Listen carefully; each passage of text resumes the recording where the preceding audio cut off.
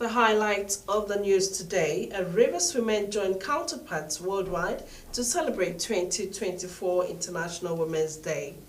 Presidential aide Verden says President Tinubu actively seeking ways to grow foreign reserves, stabilize Naira. And House of Reps to investigate abandoned projects by contractors at Maritime Academy of Nigeria, all run Akwa Ibom State, summon leadership of Nigeria Maritime Administration over 5% allocation. Do you love and care about Rivers State and her peace? Let's build and take her to greater heights. It is a task we must all accomplish. You can watch Rstv News live on YouTube at Rstv Online and Facebook at Rstv22 Online. You can also subscribe and click on the notification bell for updates on our live feeds. My name is Ebere Ainda and you're welcome to the news at 3 today on Rstv. Rivers women today joined their counterparts on the globe to celebrate this year's International Women's Day. The colorful event was held at the Ministry of Women Affairs, Eastern Bypass in Port Harcourt. Obuka Umeda completes the story.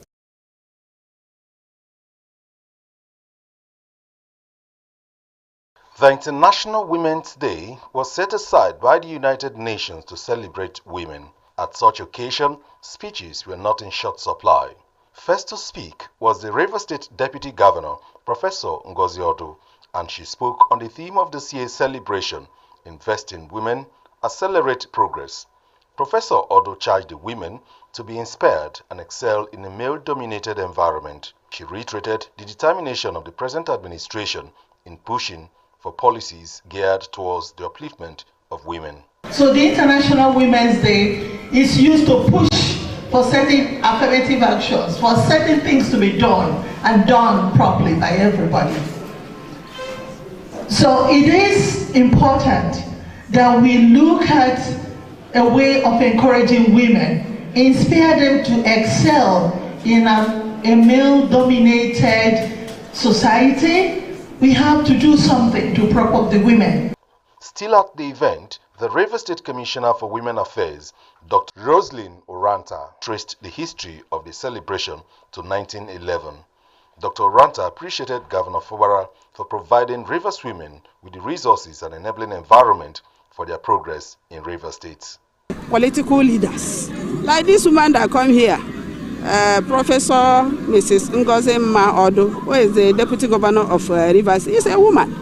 And when you come for the cabinet, we have a lot of women. Commissioner for Social Welfare is a woman. I am a woman. When you go to local government, all the deputy chairmen, they are all women. So we cannot say that women are not there. But what we say, they should work hard and increase themselves. Women interviewed highlighted some challenges confronting the women and proffered solutions, while also appealing to the men folk to encourage the women to a brighter future. Women are forbidden from doing certain things. So you see from the one the child grows being conditioned not to do anything. It's not good. So break up protocols and allow them to be inclusive. Then you see them bringing out their best. We now have female professors. Before, do you know where the two professions women used to be allowed to take part? Nursing and catering. Special in their own way. They are made specially and wonderfully and beautifully by the God of all creation. So I want to encourage them to use their talents and giftings and whatever God has placed in their hands. Behind every successful man, there is a woman, a good woman with a good sense. So let men carry us on. And I wish every woman happy International Women's Day. High points of the event were a lecture, goodwill messages, and other attractive presentations. Obuka Umeda, Rstv News. Our presidential aide Oluverden says President Bola Tinubu is actively seeking ways to grow the nation's foreign reserves to stabilize the Naira and economy. Special Advisor to the President on Energy, Verman, who disclosed this in her presentation at the ministerial press briefing organized by the Ministry of Information and National Orientation. Alhaji Mohammed Idris said the government was committed to accelerating economic growth and diversifying the economy for the benefit of all Nigerians. This, according to her, required timely, credible, clear and consistent policies, stressing that the country is faced with a revenue crisis which is impacting all Nigerians. She described the oil and gas sector as critical to the country's ability to accelerate economic growth, adding that the current oil and gas production and investment levels fell significantly short of the country's potential.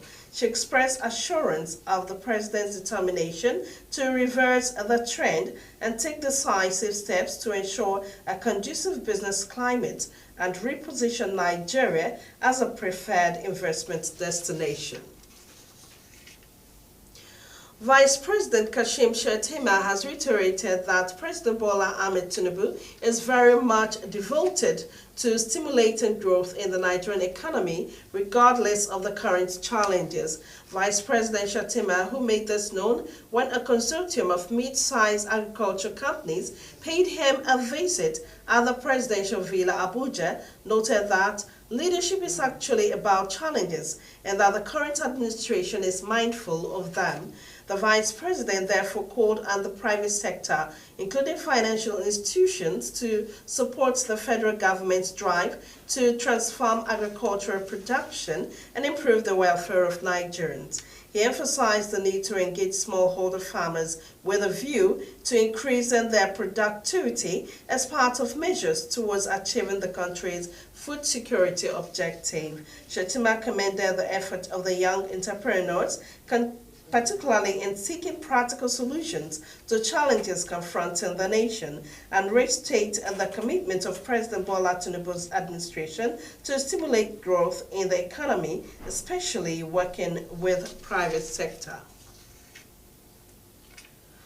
House of Representatives has summoned the Director General of the National Agency for Prohibition of Trafficking in Persons, Fatima Waziri, over an alleged unlawful detention of the Chief Executive Officer of Alliance Hospital, Abuja, Dr. Christopher Otabo. The chairman of the House Committee on Public Petition, Mike Eteba, ordered the NAPTIP DG to appear April 18th at the resumed hearing of the committee on a petition submitted by Otabo.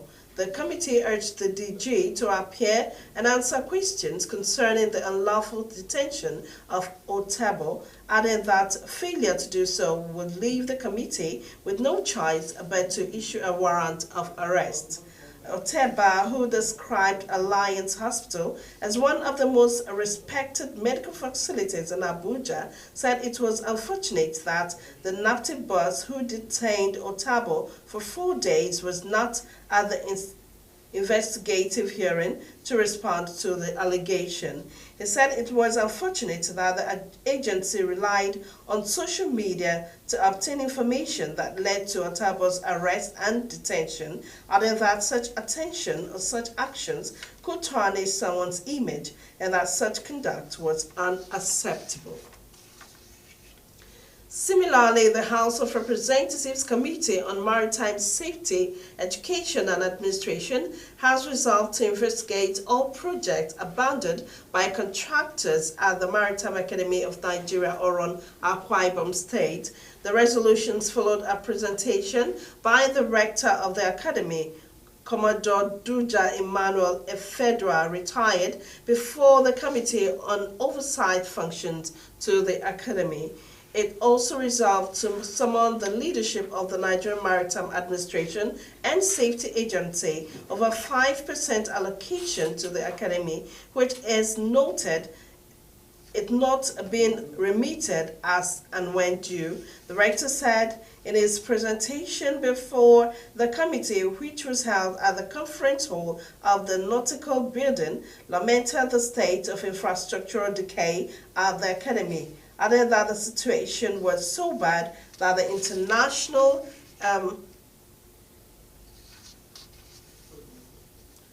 And on security, bandits have attacked a mosque in Burning Gwari local government area of Kaduna State.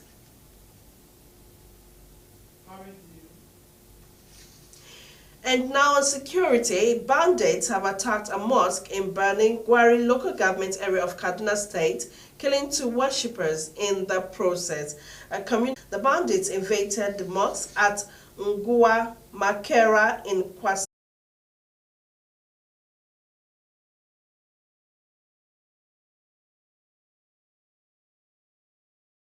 It said that 2 people were gunned down by the bandits in the attack.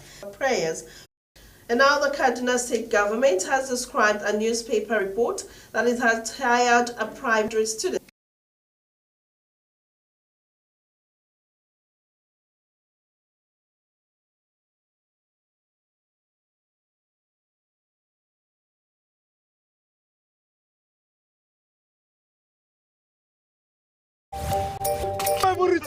Na salary plenty, oh. No wonder I no gree collect roja for my hand. Shut up, sir.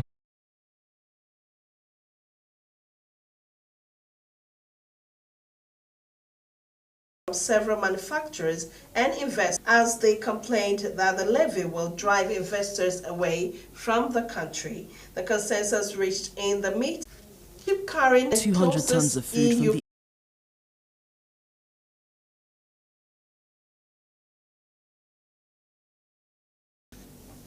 has revealed why she married late. She noted that there was pressure for her to get married.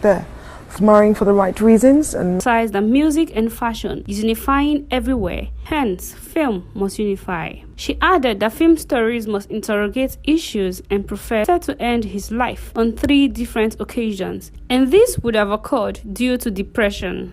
This was because after graduating from the university, he could not get a job. That got to a point that I was suicidal. Wow. Yes, I was suicidal for, I already have heard this part of me. This Witches go meet you. Just say, send me your account. Anybody want to just say, let me. News. In the 3rd round, Joshua, a former unified WBO, WBA and IBF heavyweight champion, went into the fight on the back of 3 successive wins. The fight only got underway at 3:30 a.m. local time, but it got worse for the Cameroonian when he was knocked down again in the 2nd round, just managing to beat the count. His resistance lasted only a few more moments after he was sent to the canvas again for the 3rd and final time.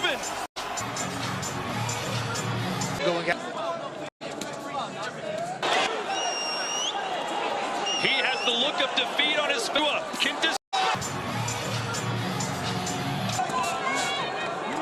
Power puncher in the heavyweight division.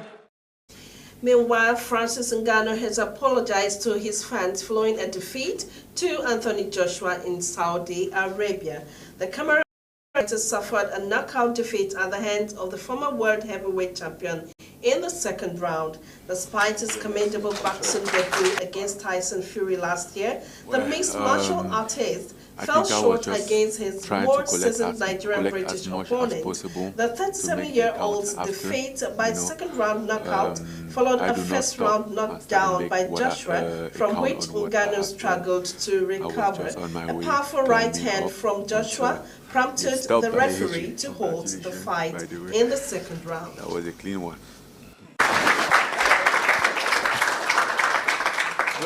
Okay, guys, you Rahim? Motivational you are. I mean, we all know that your story couldn't be Cameroon, but do you ever actually take that your story couldn't be Cameroon, but do you inspire? Count after, you know, I do not stop and start to make what a count on what I have done. I was just on my way, climbing up until get stopped by AJ. Congratulations, by the way. That was a clean one, you know. So, yeah. Well, he was quite special because he stopped me. He did what Tyson Fury couldn't done, you know. And you know, he wasn't my day, and he's just way better than me today. So, yeah, It sucks, but it's the game. We all know that. Is that the hardest you've ever been hit? Huh? Is that the hardest you've ever been hit? So in fact, I didn't feel the punch. I think that's what the knockout is about. I don't feel any pain. Derek. That's how I know I was knocked out. And that is it on the News at 3 today on Rstv. Do you love and care about Rivers State and our peace? Let's build and take her to greater heights. This is a task we must all accomplish. My name is Seberi Inda. Many thanks for doing this with me today. Stay with us again at 7:30 tonight for more news. Good afternoon.